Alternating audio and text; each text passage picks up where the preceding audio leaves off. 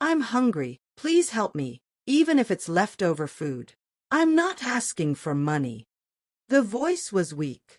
It sounded like it came from deep pain. Mildred stopped walking. She turned and saw him, sitting by the roadside, thin, tired, and shaking. His clothes were torn. His eyes looked empty. His hands trembled as he held his stomach. Mildred touched her pocket. She had 1,000 naira, her last money for the day. It was all she had. No savings.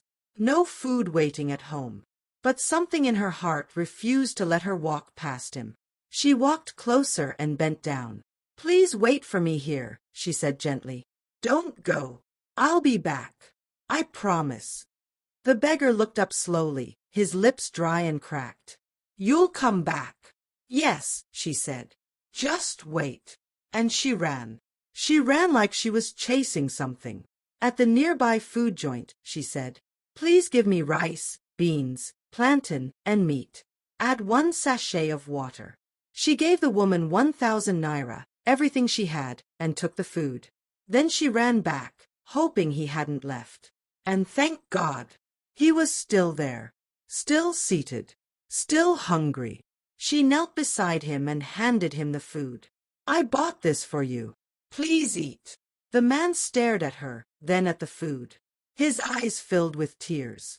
"I didn't think you'd return," he said in a shaky voice. "No one ever does." "I came back," she said with a soft smile. "Eat." He opened the food, took 1 spoon, and started crying. He cried not just because of hunger, but because someone cared. "You will not die in that uniform," he said. "God will reward you. Your story will change." Mildred wiped her eyes and stood. "I have to go to work," she said. "But I'm glad I stopped." She walked away, no money, but peace in her heart. The man reached into a small hole in his trousers, pulled out a torn notebook, and wrote, "Policewoman. She gave me food. She gave me hope." Then he underlined it. Mildred got to the station late. Sweat soaked her back, and her legs felt heavy. She walked in quietly, avoiding too much attention. Her stomach was already aching. She had not eaten, and now she had no money left, not even enough to buy water. She sat on the old wooden chair in the corner of the station, her notepad resting on her lap. Her head leaned back against the wall. Hunger pressed on her ribs like a tight rope, but she didn't complain. She felt something deeper than hunger. She felt fulfilled. As officers moved around, shouting orders, laughing, taking calls, Mildred sat quietly with a small smile on her face. She had nothing in her pocket, nothing in her stomach. But she had done something right. She helped someone who couldn't help himself. And in that small act, she found peace. Across town, on the same dusty street, the old beggar still sat under the tree where she had found him. The sun was hotter now. The ground burned beneath him, but he didn't move. His eyes followed every person that walked by. His voice was tired but steady. "I'm hungry, please, even if it's leftover food. I'm not asking for money." But people walked past like he was invisible. Some looked at him with disgust. Some turned their faces away. Some laughed and said, "Lazy man, go work." But none stopped. Not one. He watched them go by, cars, children, market women, workers, students, but no one paused, no one cared. He sat there, legs crossed, stomach empty again, but something had changed in him. He wasn't just a beggar anymore. He was a beggar with a name in his book. A policewoman had shown him kindness. He whispered to himself. Just one person stopped, one person. That means hope still lives. He held the notebook close to his chest, the words inside warming him more than the sun. Back at the station, Mildred leaned forward, pressing her hand to her belly as it grumbled louder. She had no money, no food. But in her heart, she kept hearing the man's words. "You will not die in that uniform. Someone will change your story." She closed her eyes and smiled again. She didn't know how. She didn't know when. But she believed. Weeks passed. But the words never left Mildred's mind. "You will not die in that uniform. Someone will change your story." They echoed in her heart each morning as she wore her old boots. They whispered to her each night as she lay in her small room, staring at the ceiling with an empty stomach. They stayed with her, stronger than the hunger, louder than the pain. Every day, as she walked past the same street corner on her way to the station, her eyes would drift toward that familiar spot. The dusty spot under the tree, where the beggar once sat. But the space was empty. Each time she passed, the worry grew deeper. At first, she thought maybe he had gone to another corner. But 3 days passed, then a week, then 2. Still nothing. No beggar. No torn shirt. No tired voice asking for food. Nothing. Mildred stopped on her way one morning, standing quietly under the same tree. She looked around slowly, searching every face on the street. But he was gone. She walked up to a young boy selling ground nuts nearby and asked, "That old man that used to sit here, do you know where he went?" The boy shook his head. "Auntie, he just stopped coming. I think maybe he died." That word, died, stabbed Mildred in the chest. She blinked fast, fighting the sting in her eyes. She didn't even know his name. She never asked. She only gave, then walked away. Now she stood there, her chest tight, her eyes scanning the empty spot again. What could have happened to him? Did he fall sick? Did hunger take him? Or did something worse happen after I fed him that day? Regret slowly filled her heart. She had helped once, but now she wished she had done more. Asked his name, offered a place to rest, said more than just eat. That street corner felt different now, lonelier, like something had gone missing from the world. Mildred turned slowly and continued her walk to work. But that day, she didn't feel fulfilled. She felt afraid. Afraid that the one soul who saw her light was gone forever. Far away from the dusty street corner, behind tall glass walls and heavy security gates, a man sat quietly in a high-rise office overlooking the city. His face was clean now, his hair trimmed, his clothes rich and spotless. A silver watch rested on his wrist, and polished shoes tapped softly against the marble floor. But in his heart, he still remembered the rough ground he sat on. He still remembered the hunger, the stares, the silence of the world as it walked past him like he didn't exist. Except for one person. The man leaned back in his leather chair. His office was large, quiet, and cold, filled with awards, shelves of books, and the smell of wealth. This was Mr. Kenneth, the billionaire businessman known by many but truly understood by few. 4 years, he had lived among the rich, flying first class, shaking hands with governors, signing billion-naira deals. But something always felt missing. So he left everything behind for a while, disguised himself as a beggar, sat on dirty streets, lived with nothing. Not because he needed to, but because he wanted to see. He wanted to know how people truly treated the poor. Who would walk past? Who would curse him? And who, if anyone, would stop? And then came her, the policewoman. She didn't know his name. She didn't ask for his story.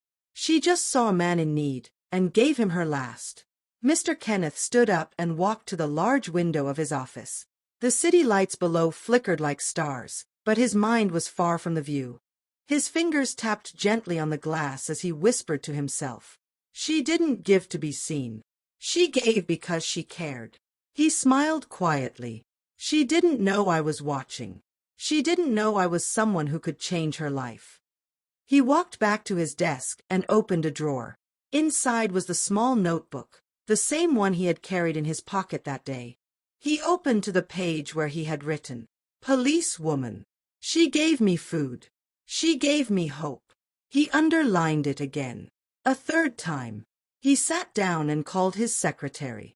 "Get me everything you can find about a female officer named Mildred. I don't know her last name. I don't even know her station. But find her. I need to see her." "Yes, sir," the voice replied through the phone. He hung up, leaned back again, and closed his eyes. This time, not as a beggar, but as a billionaire ready to bless the only soul who stopped to feed a stranger. The black car rolled slowly down the same dusty street where weeks ago, a hungry beggar once sat. Now, the car was spotless, long, and expensive, its engine silent, its body shining like glass under the morning sun. Inside sat Mr. Kenneth, dressed in a tailored suit, with eyes searching the road ahead like he was looking for treasure. He had come back. Not in rags. Not as a beggar. But as himself, a billionaire. His heart beat a little faster as he looked out the window, hoping, praying she still passed through that road. And then, he saw her. Mildred. Walking in uniform again, same boots, same steady steps. Still holding her notepad under her arm. Still looking tired. Still strong. He told the driver to stop. The car came to a soft halt beside her. The window rolled down slowly. "Madam," he called. She turned, surprised. She didn't recognize the voice. She saw the man, well-dressed, clean, sitting in a car that looked too expensive for her world. "Yes," she asked gently, stepping closer. "Please," he said, his voice softer now. "Do you know me? Can you remember me?" Mildred looked at him carefully. She blinked, looked again, but nothing in his face matched anyone she knew. "I'm sorry," she said with a small, polite smile. "I don't know you." Mr. Kenneth's heart jumped, not in sadness, but in wonder. She truly didn't know. She didn't recognize him without the torn shirt, without the dirt, without the hunger in his eyes. She didn't know he was the same man who once sat on the ground begging for leftover food. And yet, she gave. Not because she expected anything in return. Not because she knew who he was. But because she had a good heart. He smiled at her. "A long time ago," he said quietly, "you gave me something I will never forget." Mildred tilted her head, confused. "What did I give you, sir?" Mr. Kenneth stepped out of the car slowly. His polished shoes touched the same dusty ground where he once sat, broken and forgotten. He looked Mildred in the eyes. "You gave me hope," he said gently. "Hope that good people still exist in this world." Mildred stared, confused. Her heart beat faster. "You once gave me food," he added. "Your last money. You didn't know me. You didn't ask who I was. You just gave." She opened her mouth slightly, eyes narrowing as her mind raced back. The beggar. The food. The quiet man sitting by the street. Could it be? "I was that man," he said quietly. "I sat under that tree, shaking, hungry, and invisible to the world. You stopped. You fed me. You spoke kindly to me. That moment changed something in me." Mildred's lips trembled. Her breath caught in her throat. He opened the car door and nodded gently. "Please, come with me. Let me show you the rest." She followed him, silently. Her hands were shaking. They drove through the city until they reached a tall building with gold letters at the top. K. Holdings. Guards saluted as the car entered. Staff stood to greet him as they walked through the lobby. Everyone bowed. Everyone respected him. But Mildred. She walked beside him in shock. They took the elevator to the top floor, into a beautiful office with floor-to-ceiling windows. He led her to a chair. She sat down slowly, her body stiff, her heart pounding. He sat opposite her and brought out a small notebook from his drawer. He opened a page and turned it to her. Her eyes read the words, written in faded ink. "Policewoman." She gave me food. She gave me hope. Tears rolled down her cheeks. She covered her mouth, trying to hold it in. But the tears came faster. He leaned forward and said, "I never forgot you. That day, I was not just testing the world. I was searching for light in the darkness. And I found it, in you." Mildred couldn't speak. She cried harder. "I don't know how you've been surviving," he said, "but that ends today. I'm going to change your life. Not because I pity you, but because you showed kindness when you had nothing." She wiped her eyes, her whole body shaking. "I didn't do it for anything," she whispered. I just couldn't walk past." "And that's why you deserve everything," he said softly. Mildred broke down again. She had no words, only tears. Tears of shock, tears of joy, tears of a heart that finally knew her goodness had not been wasted. Chapter 7. Mr. Kenneth stood up from behind his desk and walked over to the shelf. He picked up a white envelope, turned back to face Mildred, and handed it to her with both hands. With shaky fingers, she opened it. Her eyes widened. Her lips parted. Her breath caught. A check. $1 million. Her hands began to tremble as she looked up at him, completely speechless. "And that's not all," Mr. Kenneth said warmly. "From this day forward, I'm placing you on a monthly salary of 10 million naira. No conditions. No contract. Just because you deserve it." Mildred's mouth opened, but no words came out. Her chest rose and fell with deep, broken sobs. "I don't know what to say," she cried. "This feels like a dream." He smiled gently. "You don't need to say anything. You already did the most important thing. You showed kindness when no one was looking." He stepped closer and held her hand. "Please," he said, "keep being kind. Don't stop. Let your heart remain clean. And always reach out to me if you need anything. From now on, you are not alone."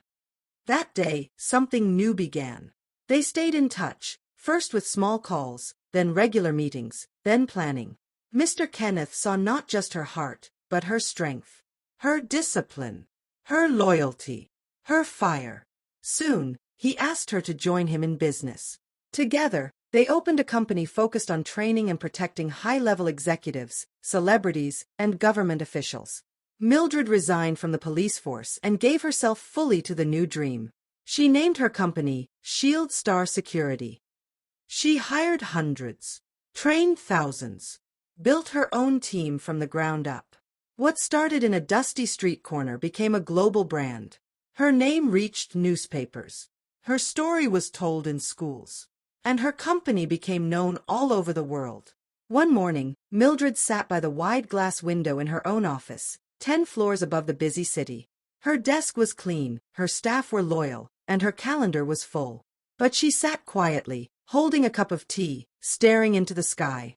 And all she could think of was that one moment. One small act. One plate of food.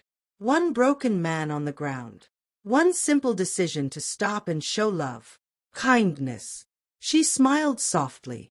"Kindness changed my life," she whispered. Then she closed her eyes and let the peace wash over her. Subscribe to this channel for interesting stories.